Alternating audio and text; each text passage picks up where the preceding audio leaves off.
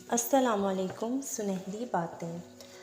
آج میں آپ کو رمضان المبارک کی طاق راتوں کی عبادت اور فضیلت کے بارے میں بتانے لگی ہوں۔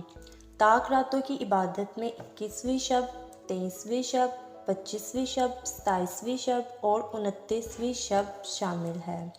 سب سے پہلے تو ہم اللہ تعالیٰ کا کروڑوں مرتبہ شکر ادا کریں گے کہ اللہ نے ہمیں رمضان المبارک کی نعمت اور رحمتوں سے دوبارہ نوازا، اور اسی طرح اللہ کی ذات ہمیں اس رمضان المبارک کی طاق راتوں میں عبادت کرنے کی بھی توفیق عطا فرمائے، آمین۔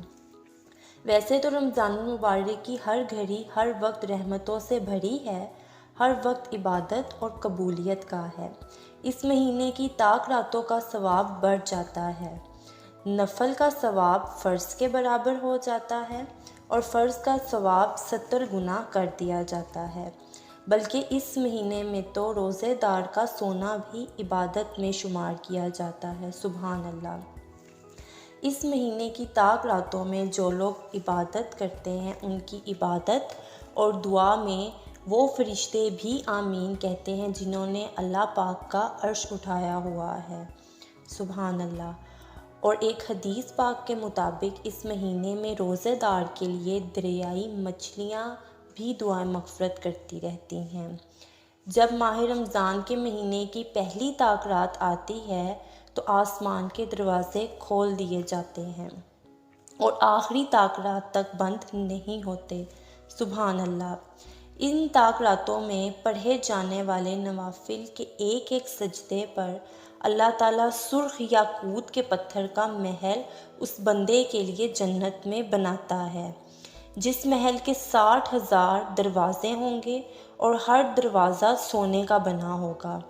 اب میں آپ کو ہر شب قدر یعنی طاق رات کی عبادت سے آگاہ کرنے لگی ہوں، جس کے ثواب کے بارے میں آپ کو ابھی بتا چکی ہوں۔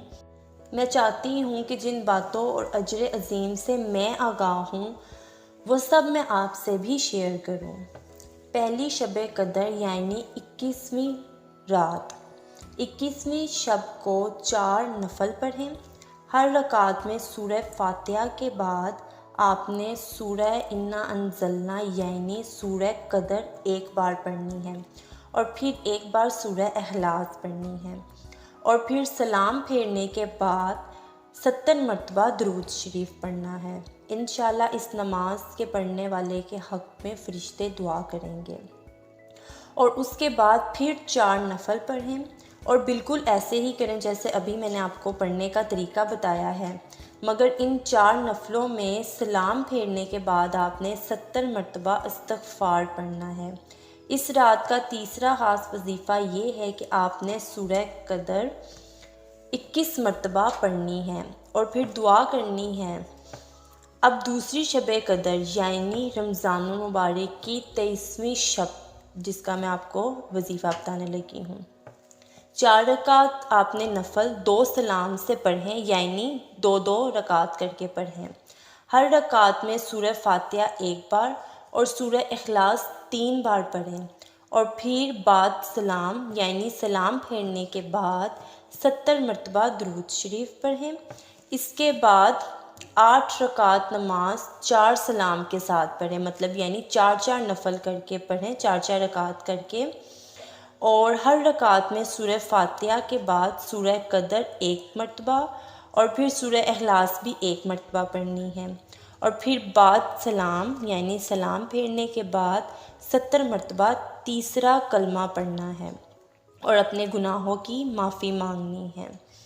اس شب آپ 1 مرتبہ سورہ یاسین بھی پڑھیں اور 1 مرتبہ سورہ رحمان بھی پڑھیں، بہت افضل ہے۔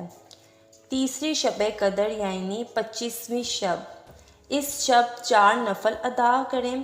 ہر رکعت میں سورہ فاتحہ کے بعد 3 مرتبہ سورہ قدر پڑھنی ہے اور سورہ اخلاص 1 مرتبہ ہی پڑھنی ہے، اور سلام پھیرنے کے بعد 100 مرتبہ پہلا کلمہ پڑھنا ہے، اور پھر نفل ادا کرنے کے بعد 1 تسبیح سورہ فاتحہ کی پڑھیں اور 1 تسبیح سورہ اخلاص کی، اور دعا کریں۔ یہ آپ کو قبر کے عذاب سے بچائے گا۔ اپنے لیے جتنی دعا ہو سکے وہ کریں اور دوسروں کے لیے بھی۔ اب میں آپ کو چوتھی شب یعنی 27ویں شب قدر کا وظیفہ بتانے لگی ہوں۔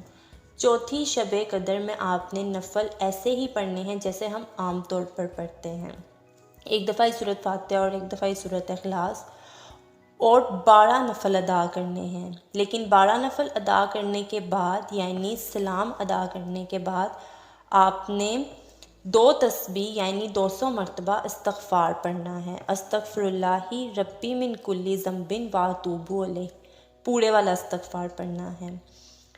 اور پھر اس شب قدر میں سورہ ملک ایک بار پڑھنی ہے، یہ نوافل ادا کرنے کے بعد، اور پھر ورد والی سورہ یاسین ایک مرتبہ آپ نے پڑھنی ہے۔ میں اپنے چینل پہ ورد والی سورہ یاسین کا پورا پروسیجر پہلے شیئر کر چکی ہوں، آپ میرے چینل پر جا کر دیکھ سکتے ہیں، میں نے آپ سے ورد والی سورہ یاسین پڑھنے کا طریقہ شیئر کیا ہوا ہے۔ 5ویں شب قدر یعنی 29ویں شب، اس شب قدر کو آپ نے 4 رکعت نفل ادا کرنے ہیں، اور پھر سورہ فاتحہ کے بعد سورہ قدر 7 مرتبہ پڑھنی ہے، اور پھر سلام پھیرنے کے بعد 70 مرتبہ الم نشرہ پڑھنی ہے، اور پھر ایک تسبیح درود شریف کی پڑھنی ہے۔ 29ویں شب قدر کو سورہ واقعہ رزق کے لیے بہت افضل ہے، یعنی نوافل ادا کرنے کے بعد آپ ایک مرتبہ سورہ واقعہ ضرور پڑھیے گا۔